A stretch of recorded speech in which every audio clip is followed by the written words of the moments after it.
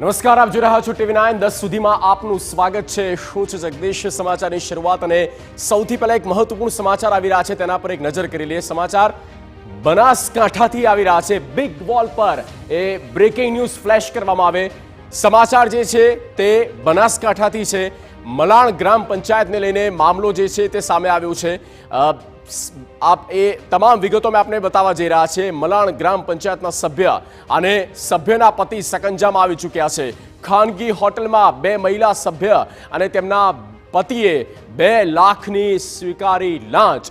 મલાણા ગ્રામ પંચાયતના સરપંચે સભ્યોની ફરિયાદ કરી હતી અને અવિશ્વાસની દરખાસ્તમાં સરપંચ તરફે મત આપવા 2 લાખની લાંચ માંગવામાં આવી હતી।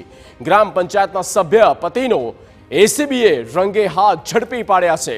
4 દિવસ અગાઉ છાપી સરપંચ પતિ 15 લાખની લાંચ લેતા પકડાયા હતા।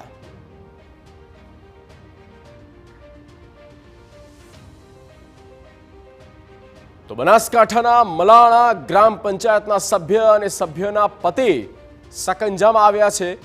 લાંચ માંગવામાં આવી। 2 મહિલા સભ્ય અને તેમના પતિ દ્વારા 2 લાખ રૂપિયા આપો તેવી લાંચ માંગી। મલાણા ગ્રામ પંચાયતના સરપંચે સભ્યોની ફરિયાદ કરી હતી। અવિશ્વાસની દરખાસ્તમાં સરપંચ તરફે મત આપવા 2 લાખની લાંચ માંગવામાં આવી હતી।